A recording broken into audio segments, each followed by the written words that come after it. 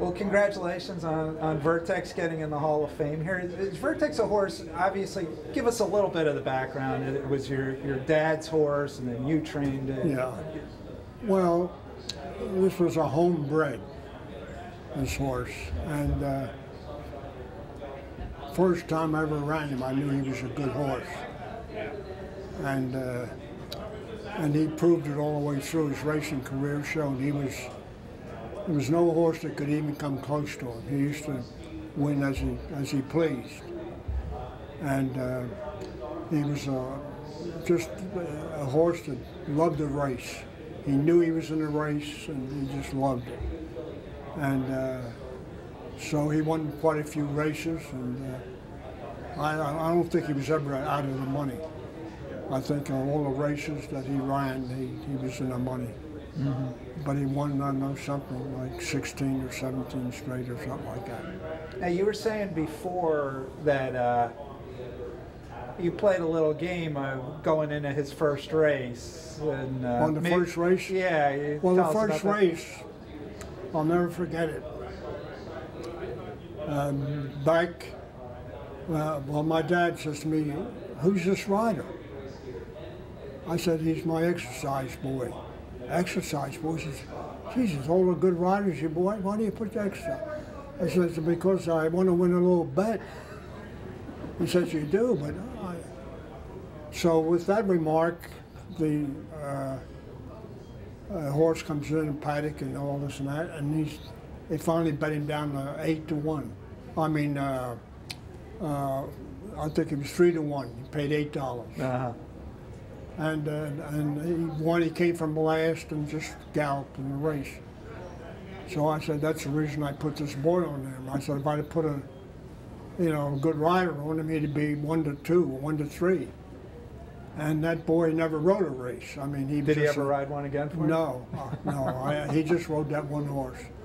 Oh, that's a pretty good record then, huh? He was 1 for 1, huh? He was 1 for 1, yeah. And of course, he turned out to be a top horse. I mean, I knew that, when you train a horse, you know when you got a good one. Right. And he had gotten a little trouble with one of his hoofs, and it took a little while to heal it. But once he got healed, he was just a great horse. He could win every race on his own, really. He'd get out in front and just gallop through the stretch. But when he ran those races in this time period, there was no horse that even could come close to him. Well, and I think it was 58 into 59, he had this really good streak where he was going everywhere and beating every one, and was considered, I guess, the top handicap horse on the East Coast. Tell us about that streak a little bit. About that streak, that period of time when he was winning all those races. Well, he was a horse that he'd go to the front, and the way he wanted to win, that's the way he would run. In other words, when we first started him out, he would just extend himself and win easily. Near the end, he would run just enough to keep in front of the horses. But the last race I ran him in New York, I ran him against a horse that Calumet had that won a lot of races. I forget, he won 17 or 18 races. And he just galloped through the stretch. He won by 6-7 lengths, a mile and a quarter, and turning for home, he came all the way around. I thought he broke down. I said, something must have happened to this horse. And once I look here, he comes around the stretch. He ran a mile and a quarter, and he's still running. And he was a great horse. In his period of time, there was no horse that could beat him. He just could do whatever he wanted to do. There was just nothing there. And he was carrying a lot of weight in those last few. Well, he was carrying 132 pounds back then. And I think he's spotting horses like 16, 17 pounds. And but it was nothing you could do. I mean, there was nobody could come close to him. So you stop on him in 1959. Actually, talk about the one other thing that you mentioned before is the $200,000 races in a row. Oh, yeah. Well, he'd won the Gulfstream Park handicap. which was a $100,000 race.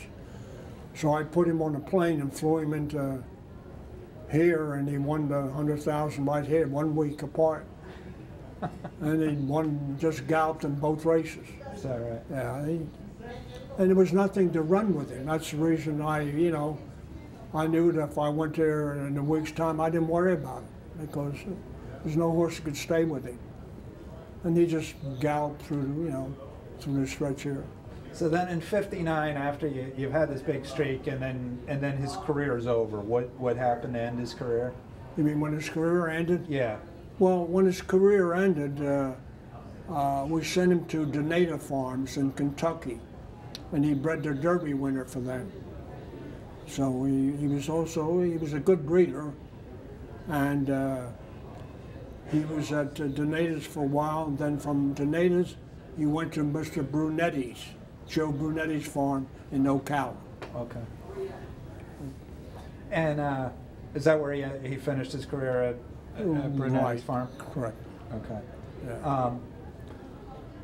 How does having a horse like Vertex affect you as a trainer going forward? I mean, do you feel like, we talked about this a little bit before, do you feel sort of spoiled after you have a Vertex? Well, naturally it'll spoil you, because you just never get a horse like that. To get a great horse, it's an exception. I mean, it just doesn't happen. And he was that. He was just a great horse, and I never had to worry about him in the race, really. Yeah. Any race that he was in, I just never worried about. Did you realize while he was racing, I mean, are you aware how special he is? Oh, yeah. I knew there was no horse could beat him. When he wanted to run, there was nothing that, could come close to him. He used to win by 5, 6, 7 lengths. And the last race that I ran him in New York was a horse that belonged to Calumet Farm. It was a top horse, and he beat him by 8 or 9 lengths. Mm-hmm. His last race, that he ran in New York. Right. And then went all the way around the racetrack to begin with. I thought something happened to him. According to the fans, you couldn't see anything. Right. So what does it mean to you to have this horse be in the first class of the Maryland Thoroughbred Hall of Fame? To me, it's a great thing. It's a great honor. It's something that not too many people can say. If you get a horse, and it's quite an honor, and that's one of the reasons I came out today, because I don't travel too much because of my legs and so forth. Mm-hmm. But for that horse, I would do anything.